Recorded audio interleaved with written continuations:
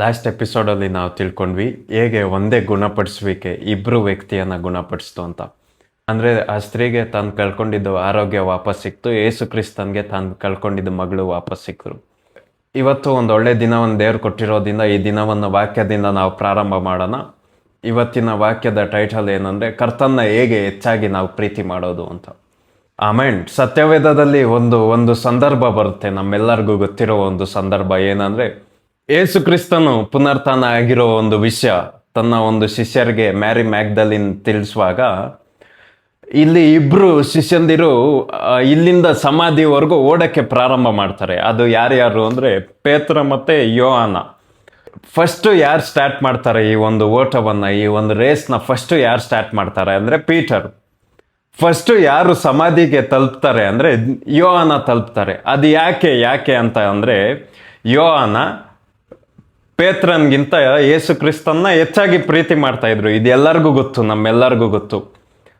ಹಂಗಂದ್ರೆ ಈಗ ನಾನು ಯೋಹಾನಂತರ ನಾನು ಎಲ್ಲರಿಗಿಂತ, ನನ್ನ ಅಕ್ಕಪಕ್ಕ ಇರೋರ್ಗಿಂತ, ನನ್ನ ಕುಟುಂಬದಲ್ಲಿರೋರ್ಗಿಂತ, ಅವ್ರಿಗಿಂತ ಇವ್ರಿಗಿಂತ ಎಲ್ಲರಿಗಿಂತ ನಾನು ಹೇಗೆ ಕರ್ತನ್ನ ಹೆಚ್ಚಾಗಿ ಪ್ರೀತಿ ಮಾಡೋದು ಅಂದರೆ ಇವತ್ತು ನಾವು ಒಂದು ಕಾರ್ಯವನ್ನು ಒಂದು ವಾಕ್ಯದಿಂದ ನಾವು ತಿಳ್ಕೊಳ್ಳೋಣ.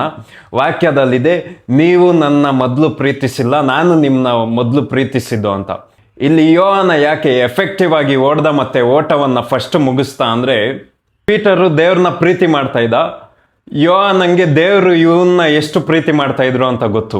ಆಮೇಲೆ ಇವತ್ತು ಈ ವಾಕ್ಯದಿಂದ ಒಂದು ಪ್ರಕಟಣೆಯನ್ನು ನೀವು ತಿಳ್ಕೊಳ್ಳಿ. ಅದೇನಂದರೆ ಕರ್ತನ ನಾವು ಪ್ರೀತಿ ಮಾಡಬೇಕು, ಎಲ್ಲರಿಗಿಂತ ಹೆಚ್ಚಾಗಿ ನಾವು ಪ್ರೀತಿ ಮಾಡಬೇಕಂದ್ರೆ ನಮಗೆ ಒಂದು ಕಾರ್ಯ ಗೊತ್ತಿರಬೇಕು. ನಾನು ಅವ್ರನ್ನ ಫಸ್ಟ್ ಪ್ರೀತಿ ಮಾಡಿಲ್ಲ, ಅವ್ರು ನನ್ನ ಪ್ರೀತಿ ಮಾಡಿದ್ದು. ಅಂದರೆ ಸಿಂಪಲ್ ಆಗಿ ನಾನು ಸರಳವಾಗಿ ಹೇಳ್ಬೇಕಂದ್ರೆ ನಾನು ಅವ್ರನ್ನ ಪ್ರೀತಿ ಮಾಡಬೇಕಂದ್ರೆ ನನಗೆ ಗೊತ್ತಿರಬೇಕು ಅವ್ರು ನನ್ನ ಎಷ್ಟು ಪ್ರೀತಿ ಮಾಡಿದ್ರು ಅಂತ.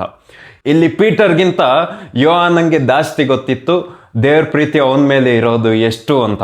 ಆಮೇಲೆ ಯಾವಾಗ ನಾವು ದೇವ್ರ ಪ್ರೀತಿ ನಮ್ಮ ಮೇಲೆ ಎಷ್ಟು ಇಟ್ಟಿದ್ದಾರೆ, ಯಾವ ರೀತಿಯೆಲ್ಲ ಅವ್ರು ನಮ್ಮನ್ನ ಪ್ರೀತಿ ಮಾಡ್ತಾರೆ, ಹೆಂಗೆಲ್ಲ ಅವ್ರು ನನ್ನ ಪ್ರೀತಿ ಮಾಡಿದ್ರು, ಏನೆಲ್ಲ ಮಾಡಿದ್ರು ನನ್ನ ಪ್ರೀತಿಯನ್ನು ಉಳಿಸ್ಕೊಳ್ಳೋಕ್ಕೋಸ್ಕರ, ನನ್ನ ಉಳಿಸ್ಕೊಳ್ಳೋಕ್ಕೋಸ್ಕರ, ನನ್ನ ಏನು ಇಲ್ದಿರೋ ನನ್ನ ಏನೋ ಒಂದು ಮಾಡೋಕ್ಕೆ ಏನೆಲ್ಲ ಮಾಡಿದ್ರು, ಎಷ್ಟೆಲ್ಲ ಪ್ರೀತಿ ಮಾಡಿದ್ರು, ಇದನ್ನು ನಾವು ಧ್ಯಾನ ಮಾಡುವಾಗ ನಾವು ಕರ್ತನ್ನ ಹೆಚ್ಚಾಗಿ ಪ್ರೀತಿ ಮಾಡ್ಬೋದು.